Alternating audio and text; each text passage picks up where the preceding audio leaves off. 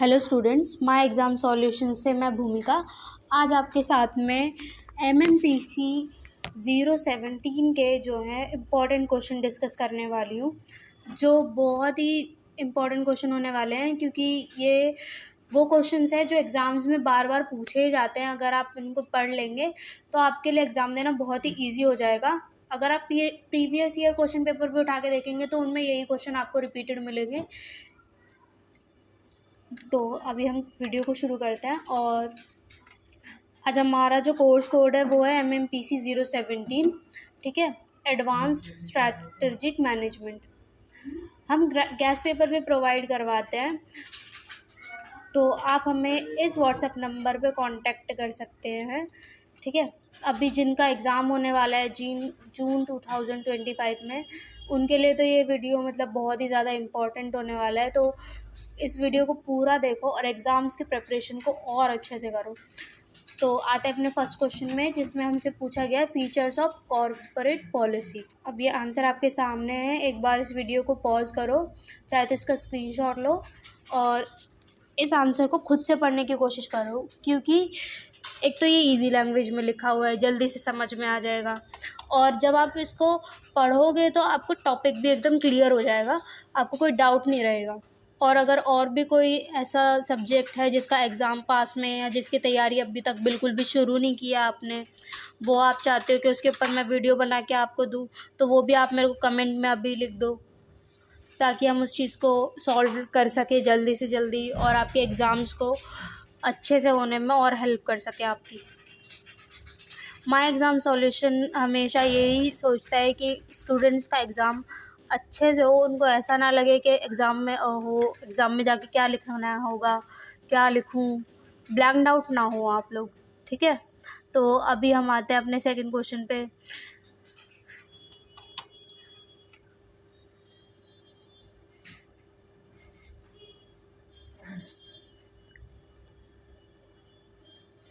जैसे इसमें पॉइंट्स बना के लिखे हुए हैं, पहले पॉइंट लिखा हुआ है, देन उसको थोड़ा सा एक्सप्लेन किया हुआ है।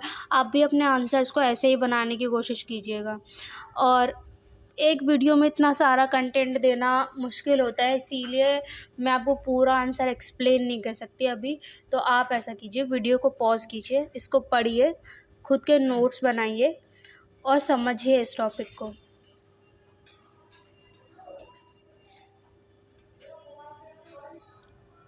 मैंने ये भी सोचा है कि जैसे कि कोई भी एग्ज़ाम होता है तो उसकी कोई ना कोई ट्रिक होती है जो हमें क्रैक करनी पड़ती है, तो उसके लिए हम कुछ कर सकते हैं। तो जब आप उस ट्रिक को क्रैक कर लोगे तो आप ट्रिक क्रैक बोल सकते हो। तो अगर आपका ये MMPC 17 क्लियर हो जाए, अभी इसकी ट्रिक क्लियर हो जाए कि कैसे आपको इसका आंसर लिखना है, तो आप कमेंट में जल्दी से लिख सकते हैं ट्रिक क्रैक, ओके। अब हम आते हैं अपने थर्ड क्वेश्चन पे।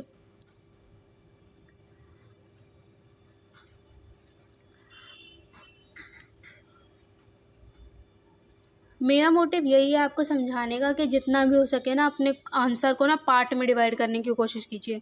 फर्स्ट लिखिए उसका डेफिनेशन, देन उसका यूज़ कैरेक्टरिस्टिक लिखिए उसकी, देन उसके बारे में लिखिए कि उसकी क्या एडवांटेजेस हैं, डिसएडवांटेजेस हैं, उसके बाद में कुछ उसके एग्जांपल्स लिखिए और उसके बाद में एक कंक्लूजन लिखिए जो आपके पूरे आंसर को जस्टिफाई कर दे कि मैंने ये लिखा है और ये इसके बारे में होता है। बस कंक्लूजन आप 4 से 5 लाइन का लिख सकते हैं, ज़्यादा लिखने की ज़रूरत नहीं है उसमें, पर कंक्लूजन ज़रूर लिखें एंड में, क्योंकि एग्ज़ामिनर नोटिस करते हैं कि आपने अपने एग्ज़ाम को कितना सीरियसली लिया है और आंसर को कैसे लिखने की आपकी टेक्निक है। यह आंसर इस तरीके से दिखाने का मेरा यही मतलब है कि आपको ट्रिक समझ में आ जाए, आपको क्लियर हो जाए पॉइंट वाइज पॉइंट्स कैसे आपको अपना आंसर को डिवाइड करना है, ठीक है। उसके बाद में हम आते हैं अपने फिफ्थ क्वेश्चन पे, जिसमें कॉन्सेप्ट ऑफ डोमेस्टिक फिल्म के बारे में पूछा हुआ है, ठीक है। ये आपसे आपके एग्ज़ाम से रिलेटेड वो टॉपिक्स हैं जो आपसे पूछे ही जाएंगे। आप कोई भी प्रीवियस ईयर का क्वेश्चन पेपर उठा के देखोगे, आपको ये टॉपिक्स उसमें मिलेंगे ही मिलेंगे। और ये काफ़ी क्वेश्चंस तो ऐसे होंगे जो बिल्कुल ही रिपीटेड होंगे।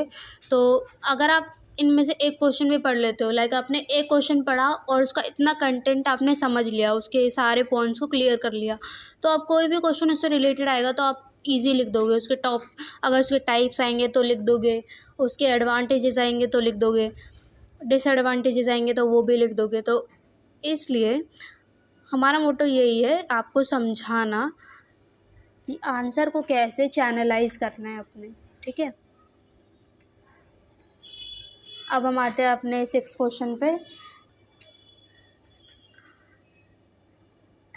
जहाँ पर भी आपको ऐसा लग रहा है कि ये चीज़ क्लियर नहीं हुई है, तो अभी आप उसको क्या कहते हैं कमेंट में लिख सकते हैं कि मैम ये क्वेश्चन नंबर मेरे को क्लियर नहीं हुआ है, या इसमें ये प्रॉब्लम आ रही है, या ये टॉपिक इस सब्जेक्ट का मुझे क्लियर नहीं है। तो आप मेरे को लिख दो, मैं उसको ज़रूर आपको रिप्लाई करूँगी और कोशिश करूँगी कि जितना जल्दी हो सके उस चीज़ को सॉल्व करूँ आपके लिए। अब आते हैं हम अपने 8 नंबर क्वेश्चन पे, जिसमें हमसे पूछा गया है इलेक्ट्रिक मॉडल के बारे में हमसे पूछा गया है, ठीक है।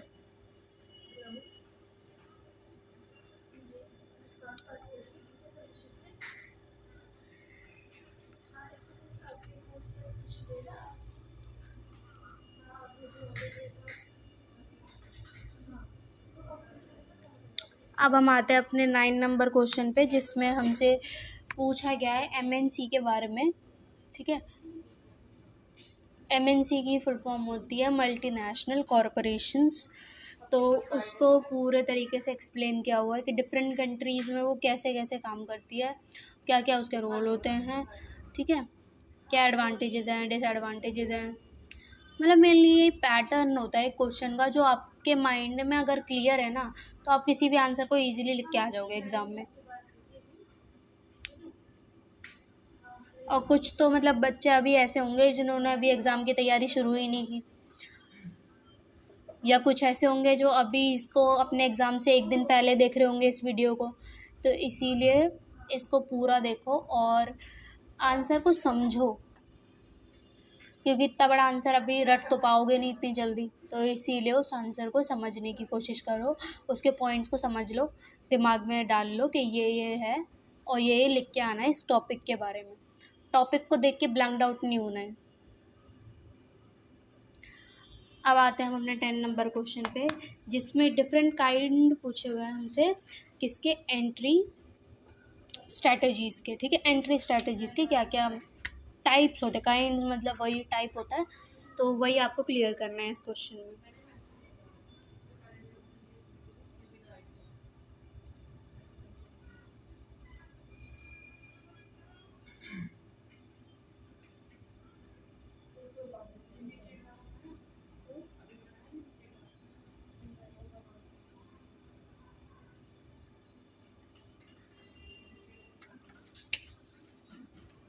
अब आते हैं हम अपने 11 नंबर क्वेश्चन पे, जिसमें हमसे डिफरेंट मेथड्स पूछे हुए हैं, ठीक है, जो कि गवर्नमेंट यूज़ करती है to protect their business environment. मतलब बिजनेस इन्वायरमेंट को प्रोटेक्ट करने के लिए क्या क्या मेथड्स होते हैं वो आपको इसके अंदर समझाना है, ठीक है। तो अभी आप देख रहे हो जैसे कि इसमें अभी इंट्रोडक्शन दिया हुआ है पहले कि ये होता है, ठीक है। उसके बाद में उसके कुछ टाइप्स लिखे हुए हैं, उसके अंदर फिर उसको पॉइंट्स में डिवाइड किया हुआ है, ठीक है। तो इसी तरीके से अपने आंसर को चैनलाइज करोगे तो बहुत इजीली आपको मार्क्स मिल जाएंगे।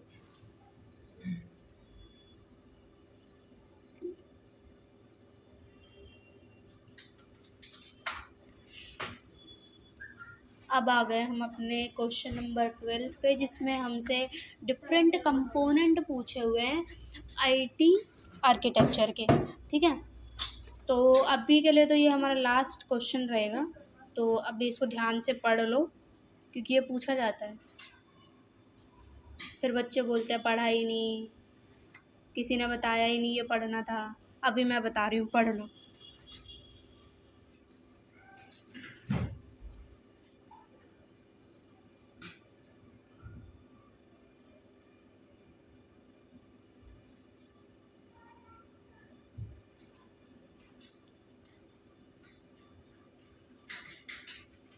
तो आज की वीडियो के लिए बस इतना ही, और ये वीडियो वैसे तो 82 पेजेस का है, और अभी आप चाहते हो कि ये वीडियो मैं आपको पूरा शेयर करूं, तो मेरे को जाओ और इस व्हाट्सएप नंबर पे अभी के अभी कांटेक्ट करो, बोलो कि PDF प्लीज़ मैम मेरे को सेंड कर दो, कल मेरा एग्ज़ाम है, मुझे पढ़ना है। ठीक है, जब भी है आपका एग्ज़ाम, चाहे अभी 1 महीना या 1.5 महीना है, इसको पढ़ोगे तो एग्ज़ाम ईज़िली क्लियर हो जाएगा। ठीक है, तो अभी की वीडियो के लिए बस इतना ही। टाटा बाय बाय, मिलते हैं अगली वीडियो में। तब तक के लिए हमारे चैनल को सब्सक्राइब करें, इस वीडियो को लाइक कर देना, और कमेंट में बता दो किस किस के एग्ज़ाम्स कब कब हैं, किसने तैयारी कर लिया और नहीं बताना है तो ट्रिक क्रैक तो लिख ही दो।